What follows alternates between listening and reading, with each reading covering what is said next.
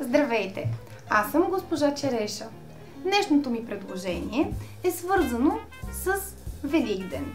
Направила съм едно дърво от ВЛПП и яйчица и пиленца, направени от плат. Когато го изработвах, моите дечица много се забавляваха, като отлепяха и залепяха пиленцата, защото на гърба на всяко едно яйчице и пиле има поставено велкро. Ето и необходимите ви материали, за да си го изработите сами.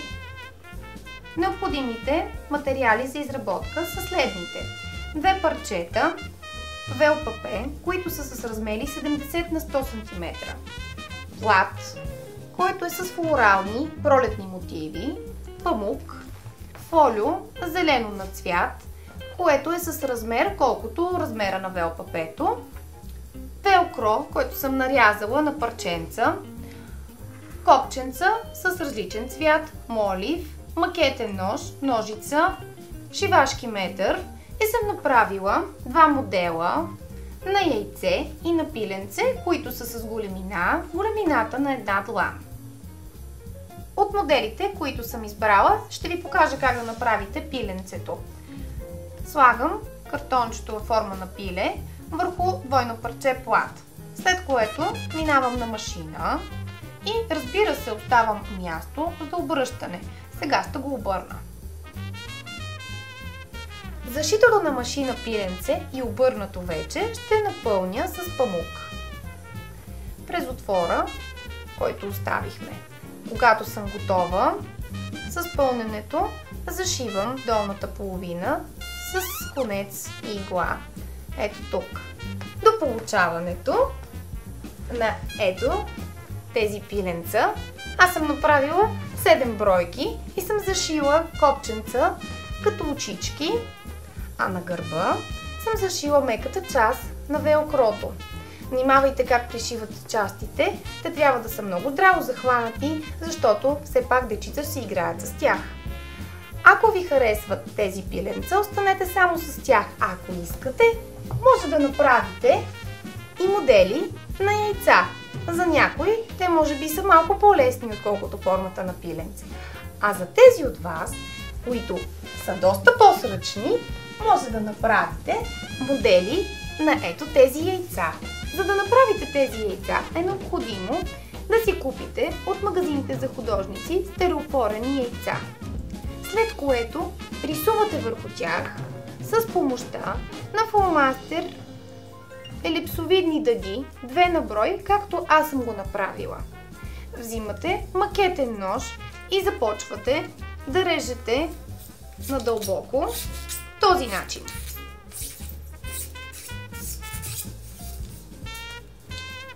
Когато съм направила срезите с макетния нож, взимам едно парченце плат, не много дебело, и започвам да се опитвам да намушквам плата по този начин в дупките. Ето вече готовото яйце с намушкано парченце. По същия начин правите и останалите половини, а след което, за да не се вижда този ръб, съм сложила декоративна панделка, каквато съм имала в моята работилничка. Сега ще ви покажа как да си направите модела на дърво. Намираме къде е половината в ширината на листа и в дължината му. Аз съм отбелязала с молив, а сега ще направя едната половина на дървото, като рисувам необикновен роз модел на ръка с корона, стъбло, и след което разширявам малко в долната част, за да може дървото да е по-стабилно. Сега ще отрежа с макетния нож.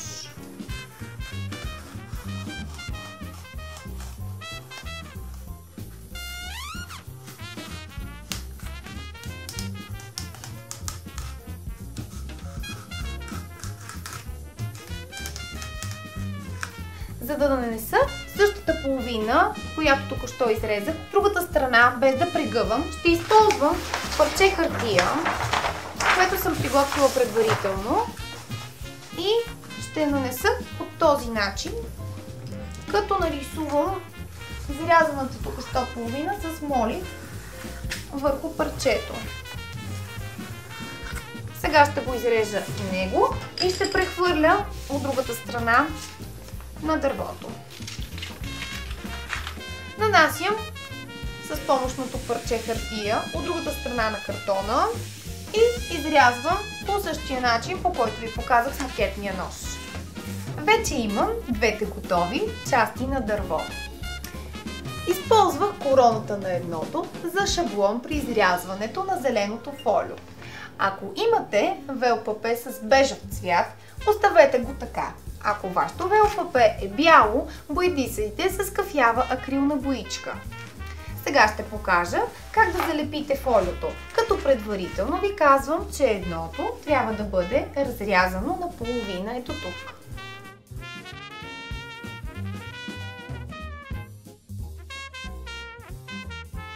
Сега вече имам двете половини на дърво, като на едното в горната част съм залепила фолиото като цяла корона, а тук съм залепила само половината. За да може да съединят двете части, е необходимо да направите срез с макетен нож до половината тук, а тук в обратна посока. От началото на короната надолу до средата на дървото. Сега ще хвана двете половини и ще ги промуша. Ето, по този начин. Това е готовия модел на дърво. Сложила съм парченцата велкро от грапавата им част. А сега остава само да сложим декорацията от пиленца и яйца. Ето го, дървото вече е украсено. Аз го направих сама, но вие оставете това удоволствие на вашите мълчугани.